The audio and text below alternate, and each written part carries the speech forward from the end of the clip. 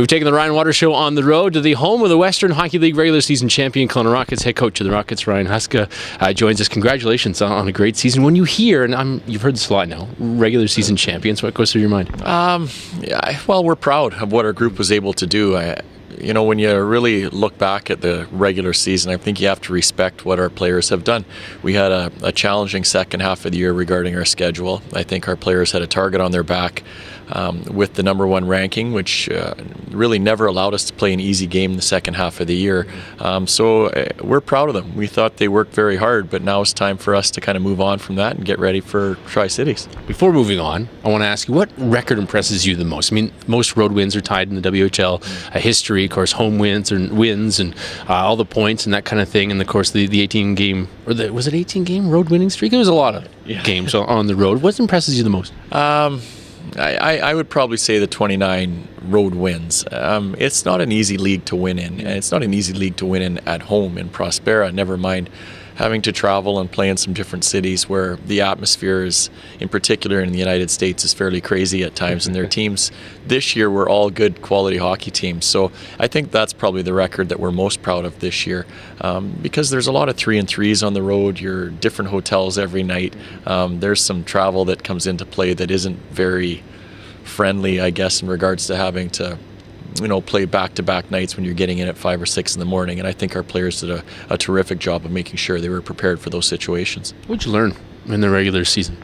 This year, with the strange part of the way our schedule was laid out, with a lot of games after Christmas, I think we learned how to teach without having as much practice time. So this was really the first year that the second half of the year we didn't practice nearly as much as we did, or we like to as coaches. I mean, if you ask any coach in any sport, they'd rather practice than play games a lot of times. And we didn't have a lot of practice time because we wanted to make sure our players had the necessary energy and were well rested when the games did come around. So handling their off-ice workouts, handling the teaching through video was something that was a little different for us to learn this year. Tri-City ran round 1, they're 8, you're 1. How do you keep you guys focused on the task at hand, not look forward to maybe another opponent? Well, I think maybe the best thing that we have going for us was our situation last year, where Seattle started the playoff round 1 against us at a different level than we were at.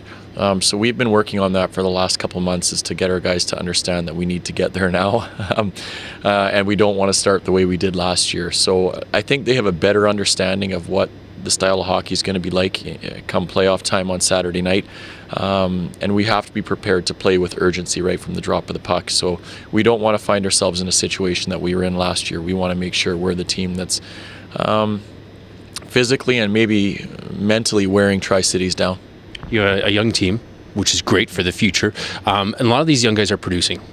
Going into their first playoff situation, or even their second playoff situation in the WHL, can you see nerves? Can you see them hesitant at all? Sometimes when you look at our young guys like Joe Gattenby, Nick Merkley, Rourke Chartier, Justin Kirkland, sometimes they don't know any better at a young age. They just go and play, and I think that's what's allowed them to have success this year.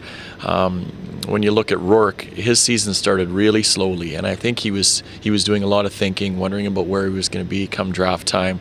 He wasn't producing, and I think when he took a step back and just went and had fun and started to play again, that's when his season turned around. So I think that's what we're going to see from our young guys. They may have some nerves early on, but I think once they get a few shifts in, they'll realize it's another hockey game, and they're going to be probably the same guys that we saw during the regular season. So what's the key against Tri-City other than starting fast? Well, we have to get to their goaltender. Comrie is a very good goaltender, probably the best in the league, so he has the ability to make saves. So we want to make sure we're hard in front of him, and then as much as possible, we want to make them defend. If we can spend some quality time in the offensive zone and try to wear them down, as I said earlier, then I think that would benefit us as the series moves along. Jordan Cook named the team MVP at the awards banquet. No better guy, I guess. Yeah, when we looked at that award, there's a lot of guys this year that could have been chosen for it. But we kept going back to Jordan because he was consistently our best performer in big games. So if there was a night where we needed to have success, or there was a heavier opponent coming into town, or we were on the road in a tough building, he would always get the start, and he would always be our best players in those games. So when we really broke it down and looked at it, he was kind of a no-brainer for us. The word brotherhood has come up quite a bit. I saw an interview with Jordan. He mentioned a couple of times. Do you see that? Do you see a really close-knit group of guys compared to other teams you've had? Yeah, these guys are close. They're good friends. they will hang out 16 and 20s. It doesn't matter. Last year we had a very close team as well, and I think this is a little bit of a byproduct of that. Where I can say Colton Sissons probably did a great job of changing the way our dressing room was, and there's a lot of guys that learned how to be and how to become a team or a family, and I think that's carried over this year. So they do enjoy each other. You do see a lot of comments about loving each other and brotherhood and all that stuff, and I think it's great because if you're really willing to go through a wall for someone that you're sitting beside, I think it says a lot about your group and the character that they do have. Thanks a lot. Congratulations on the regular season and good luck in the playoffs. Thank you, Ryan. Head coach of the Kelowna Rockets, Ryan Huska. The Rockets open the playoffs against the Tri-City Americans Saturday right here at Prospera Place.